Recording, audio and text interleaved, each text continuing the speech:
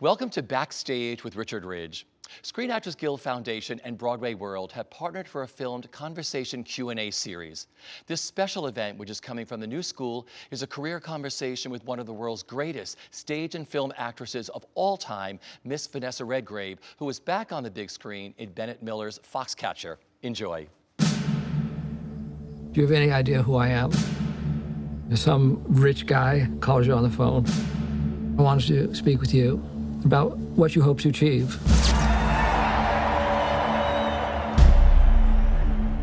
What do you hope to achieve, Mark? I want to be the best in the world. Good. There's a key for you. Also, big house is off limits. Okay? Coach DuPont has a vision. He would like Foxcatcher to be the official training site for the national team. What's he get out of all this? What are you thinking? This is it. This is all that we've ever wanted. Mark, you have been living in your brother's shadow your entire life. It's your time now. Promise you. I'll give you everything I have. I am leading men, and I am giving America hope. I spent my lifetime looking for a father, and I have found one in John DuPont. It doesn't matter. The sport of wrestling is a low sport, and I don't like to see you being low. Why is there nobody in the gym? Yeah, no, I get it. You ungrateful ape. Mark. Mark. Mark. Easy. Good. I don't need your help. Want to tell me what's going on with you and DuPont? Hey, what did I just say?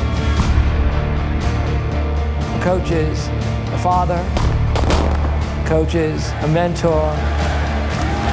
Coach has great power on an athlete's life.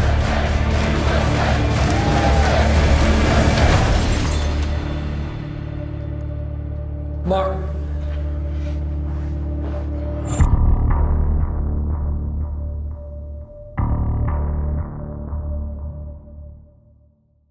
Well, I'll start things off by saying I am always in awe of your brilliance on stage and screen, so thank you for being here today. Well, that's a great pleasure. The subject matter of this film has always fascinated me. I, like millions of others, followed this story for weeks. So to see this film made so beautifully by the cast and Bennett Miller is amazing. How did this film come about for you, Vanessa?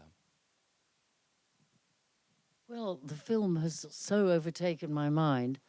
As I was telling you just now, I've managed to see it twice full. Standing by for a Q&A last week, I sneaked in at the back and managed to see about a fourth of the last fourth of the film again, and I'm longing to see it a third full time. And it's so overtaken my mind, I really find it quite hard to remember where it all began, because I am still so staggered, absolutely astounded by the level of filmmaking, all subsumed within that extraordinary Bennett Miller's vision, but with such particularities from the different departments, cinematography and sound and music, and of course the actors. I'm astonished. Anyway, I mean, I met him and read the script, and I thought the script looked very, very interesting. But it was more, I suppose, the way Bennett Miller talked to me about it that really struck me.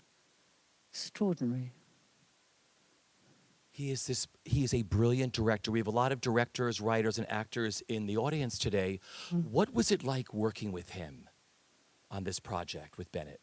Well, as you can see, I was in for a couple of days here and there into Pittsburgh. So I absolutely relied on whatever he told me to try and understand that, and try and be a kind of transmitter for what he wanted from me as the element that he was looking for to come into this story. And he explained in a very, very good way. I didn't lose my anxiety to try and think, have I got it? Have I got it? I think I've got what you're trying to tell me. But it was very unstressful. At the same time, I was nervous because I could feel I was part of something extremely unusual. And I'm not talking at this second about the story or the truth of the story that made this story. I'm talking about the way I felt, and I know the other actors felt. Certainly the crew, there was a... It wasn't kind of Ingmar Bergman time in that I gather his crews were always miserable, but would always work with him. In fact, when I met Ingmar Bergman's crew, because they shot us years ago in Sidney Lumet's The Seagull, they were amazed because we were all laughing all the time. They said, how can you laugh? And this is a tragedy, isn't it? And but we laughed because, and sometimes that's the way a film director works. But the few days that I was on set and actually in a scene, which is in the film, with John DuPont playing his mother, it was a wonderfully concentrated set, and offset too. And working with this remarkable cast, I mean, I've never seen Channing Tatum like this or Mark Ruffalo. I mean, just beautiful performances. They're beautiful actors, yeah, yes. Steve, I mean, we all know Steve Carell from comedies. What a wonderful, wonderful dramatic actor. What was it like working with all of them? I know you've been touring around doing Q&As with, you know, your yes, boys. it's been lovely listening to them. Yeah. What was it like working with them? Well, I only really worked with Steve. Yeah. Channing and I had a little moment, which we filmed originally. But as I say, it was very unusual and very wonderful. And having now seen the film from the outside, I think Steve and Channing and Mark are just extraordinary. I mean, extraordinary actors. All the more extraordinary. Yeah.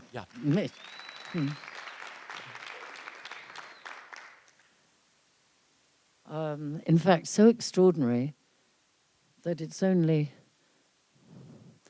you know, it's of such a high level, and it belongs within the atmosphere and within the editing and the whole vision of the different departments coming together in the coherence of Bennett Miller, you know. So, I mean, I have to want to very much, I mean, just salute Steve, especially because that's a very special character to play. Jean DuPont, did you do a lot of research on her? Do you like to do research when you're playing people like this, or is it something that you and Bennett sort of helped create together to channel her? No, Bennett created her. Yeah.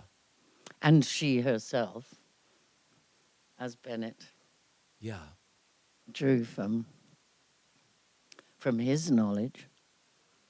No, it wasn't something that I would have known how to research, actually.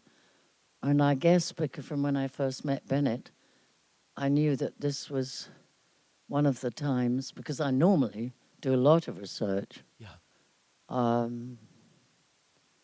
Normally a lot have done.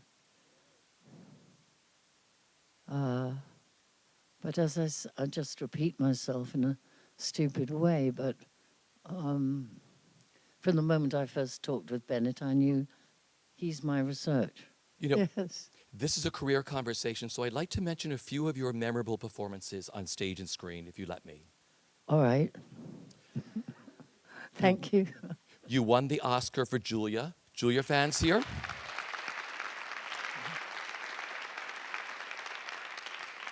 Brilliant performance working opposite your friend Jane Fonda. What was it like working with Jane and Fred Zinnemann? Well, Fred is a maestro, as you know. Yeah. So everything he said or asked for, and he was pretty clear.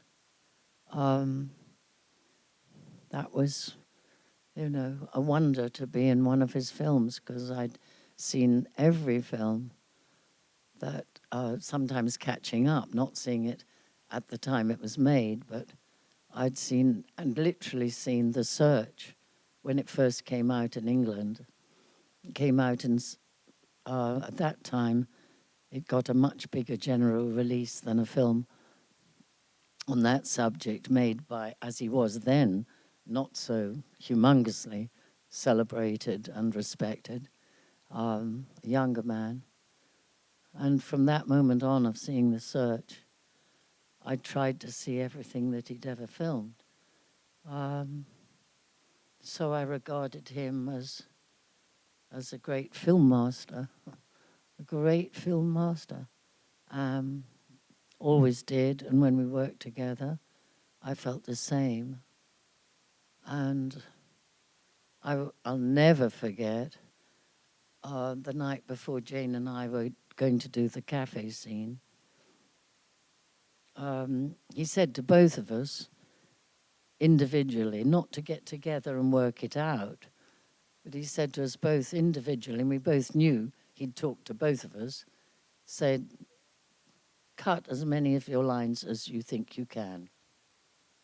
I thought, this is brilliant. Because the lines were all great. I mean, it wasn't, one would be so lucky to always get lines of that quality. It was written by a terrific guy, whose name I'm ashamed I can't remember. Tell me, remind me. Somebody Google for me, please. Who's got their phones on? Yes. Yes. Thank you. Thank you. So it was a terrific script and a terrifically written scene. But Fred saying to me and to Jane to cut my own lines, I cut myself, and I came up with quite a few, because I just thought, this is the most wonderful, extraordinary request. And Jane, I know, felt the same. So the result was our scene was like half the size in script terms as originally. And I thought, this is really exceptional. So that's what it was like working with Fred. Of course, I got to know him even more after, and for a long time, right the way through till he died. Just had the most enormous, passionate admiration. And Jane and I were both immersed in our characters, and I'll love her forever. Simple as that. Yeah. I just rewatched Camelot. One of my I love this film. I do too. You playing Guinevere opposite Richard Harris as Arthur and Franco Nero as Lancelot, and doing a musical. What was it like for you? Oh, it was lovely. Yeah. Yeah. Yes, I loved all the recording, all the singing classes. I loved the conductor and the guy who was the arranger and working with us on the songs. And then I loved best of all was that I think it was me and Richard went to Josh Logan and said, Josh, why can't we just sing direct on stage and you've got a playback. You can play it back for us and we'll sing to it, but it'll be more alive, it'll be better singing than just doing what up till then had been normal, which is you pre-record and you lip sync.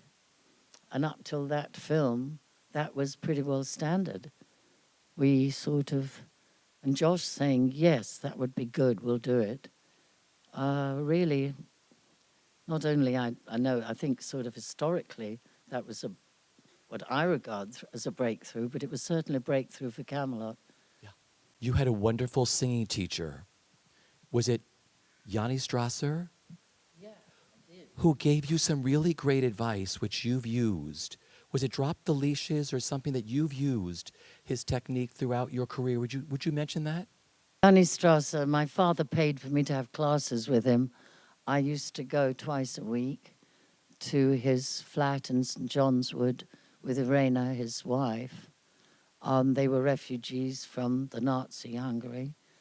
And at the time that I started classes with him, he was coach at Glyndebourne, where he remained coach for a considerable number of years. And he ran me through every time all sorts of exciting exercises. Some of them always the same and some of them new.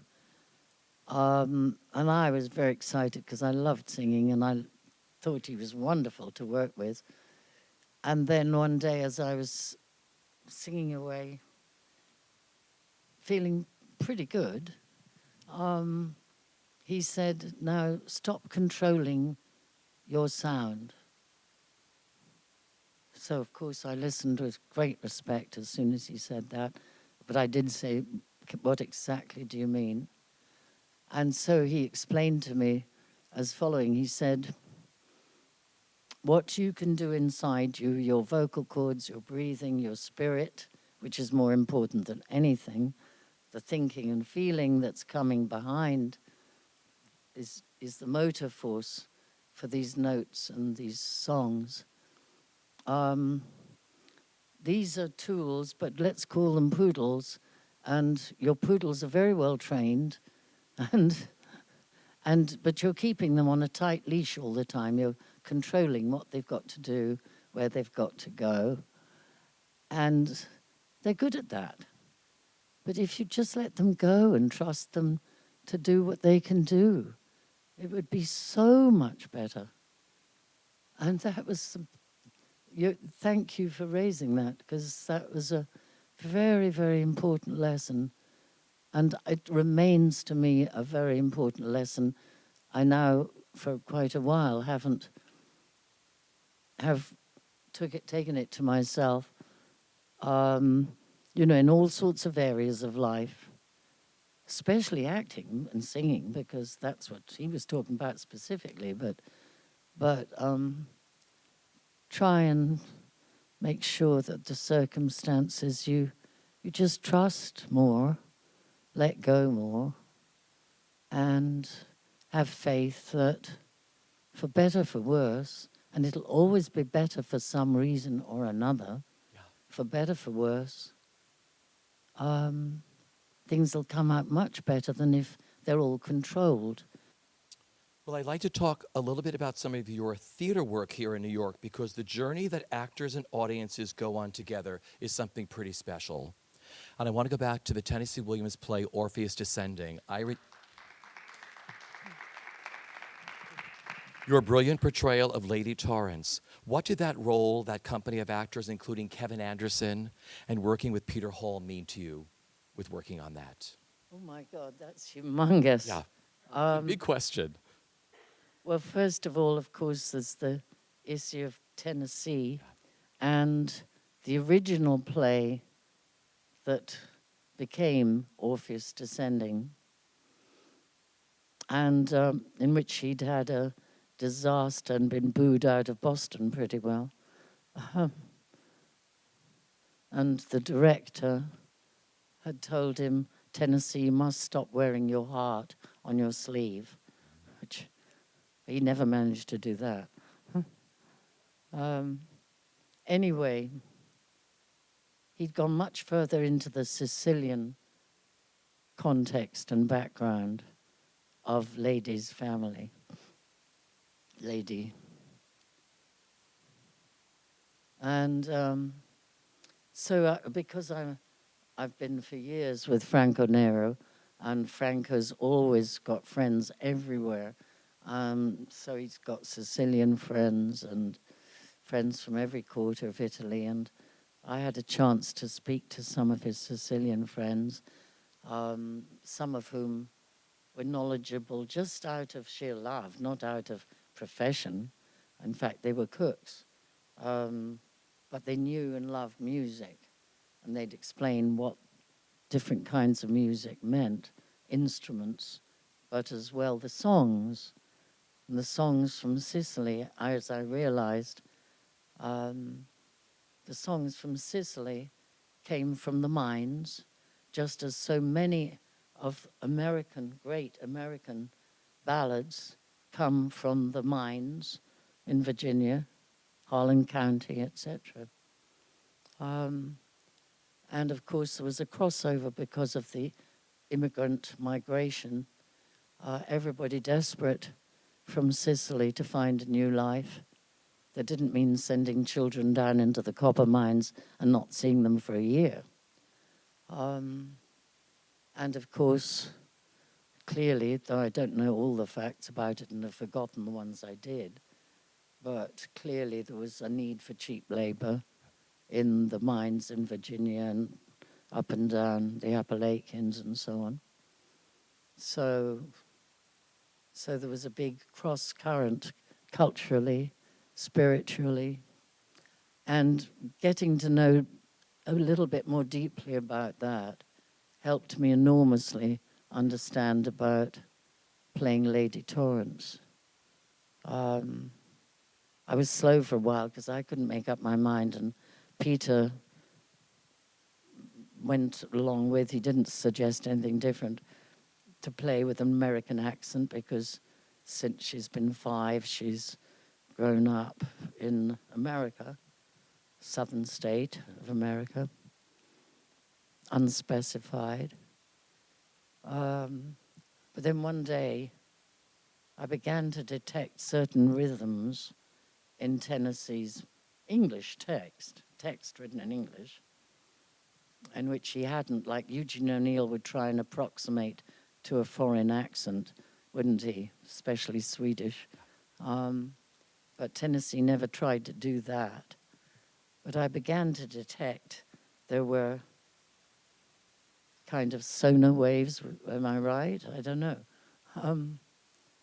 of something that wasn't American, except insofar as the person lived and worked in America, which has its importance. And so one weekend, I was talking with Tony Richardson, who'd produced a wonderful Italian actress in, what's it called? The Fugitive Kind, I think the film, an early version was called. Anyway, and he directed Isa Miranda, and she was Italian, and so on and so forth. And of course, everybody, including myself, knows that Anna Magnani. So one weekend, I thought, I've got to play this with an Italian accent. And so how was it like working with Peter Hall? It was simply great, because I came down to Cardiff, and we did a word run, which I always like to do for real, not speed. And the cast were looking at me, what's Vanessa doing? And I said, well, I'm feeling that I ought to be playing this with an Italian accent. And Peter Hall said, yes, I think you should, because something different is coming out of you. Wow. So, but I did love that play. Yes. And we had some extraordinary cast. Wonderful. Yep. And then you won the Tony Award for the role of Mary Tyrone in Eugene O'Neill's Long Day's Journey into Night. Yeah.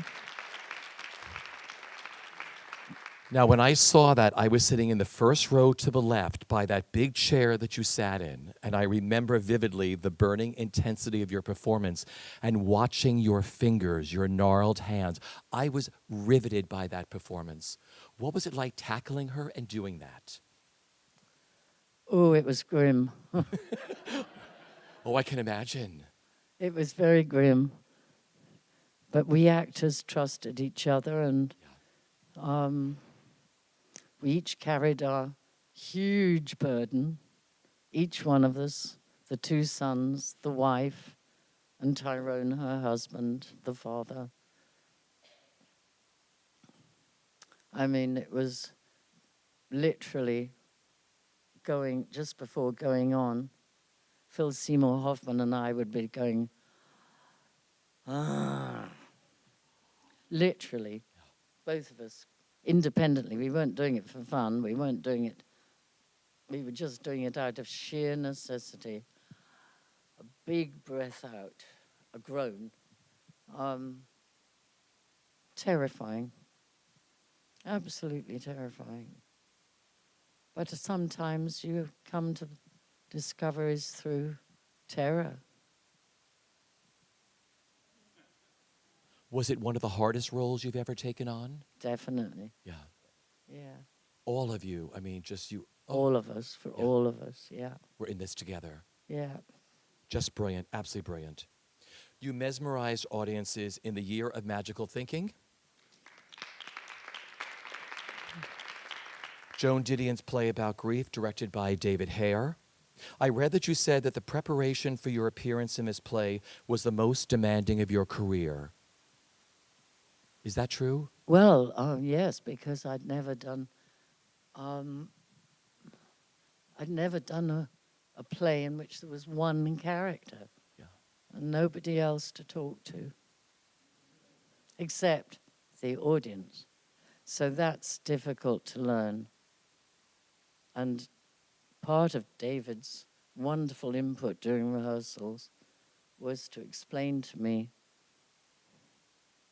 and teach me and practice that every day of speaking specifically to various people in the audience who, of course, I wouldn't know beforehand. He had us he had rows of chairs, nobody sitting in them mostly, and round oval faces, but just round ovals on each chair. And he'd say, I want you to choose a specific person there and there and there and there. And it was a very necessary kind of 5-finger exercise, because you absolutely have to if the play is one person speaking to the audience and has to share with them, and a person whose reticence is not revealed, is only revealed through writing, not through acting, through the words she speaks, the thoughts she expresses. Although she does speak a lot. 1.5 hours is quite a lot. And was very nerve-wracked. Jolie, my daughter's playing Emily Dickinson right now. Brilliant, in the Belle of Amherst. Yeah. Well, she's alone also about 1.5 hours. And she several times said to me, were you this nervous? I said, yes. I sometimes literally, it was almost as if I had to be pushed on by our wonderful stage manager and magical thinking. I'd grip her hand, I'd grip the crewman who stood at her side for everything to get going. And because, well, you're bearing the character, not oneself, but without oneself's involvement in the character and in the audience, it remains a sterile exercise. Taking on Miss Daisy, playing opposite James Earl Jones in Driving Miss Daisy. Because you did it here and then over in England. In England. Yes. What was that whole experience like working with James? Well, we did magical thinking. Yeah. We did magical thinking as well. Working with Jim is great. Yeah. Absolutely great. Yeah. He's got a huge philosophical field within him. He's a wonderful person to listen to. Absolutely wonderful. I say that because a couple of times we were interviewed together about working together. But my God, he's And the kind of man he is, you know, pours out of him and permeates not just the stage, but the whole building. He's great. Yeah. I'm long to work with him again. My final question for you is your passion for acting as strong today as it was when you were starting out?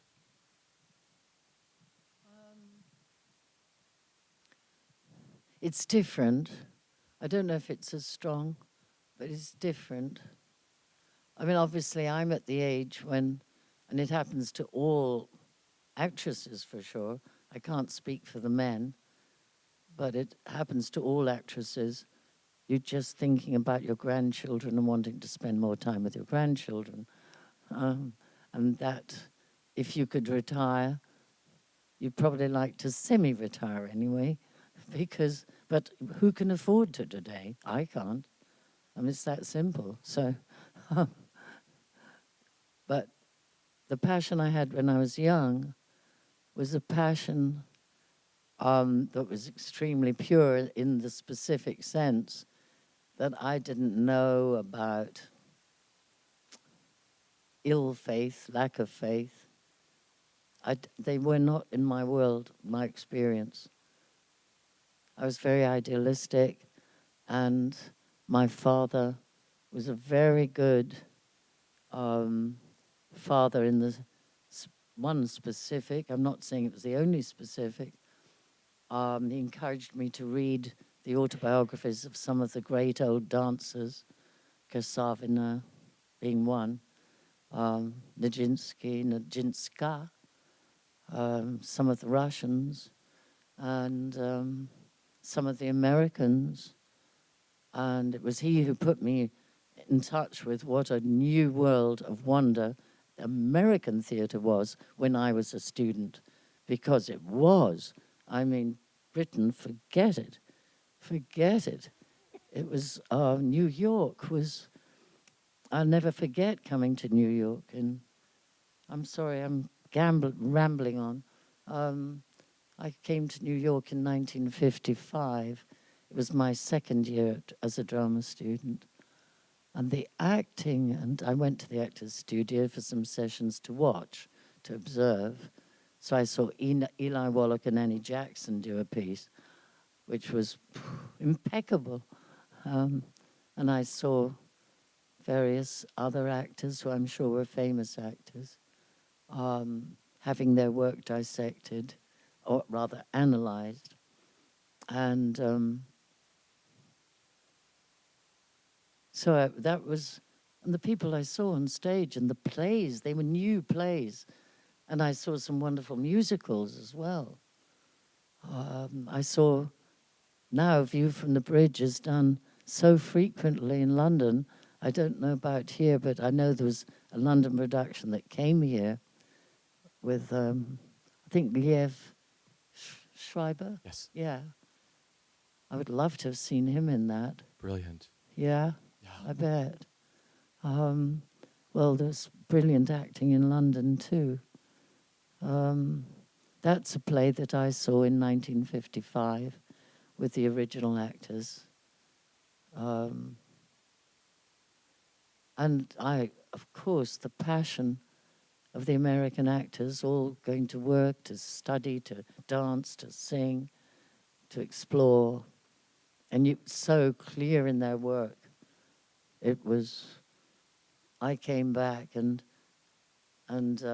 got together with another actor in my class, and we just resolved, you know, this, we've got to explain somehow, we've got to get across here in London as drama students. We'll make a magazine. We'll write in the magazine. We're going to search out all the new people. We're going to really try and convey what passion is and dedication to the theatre and performing and the performing arts.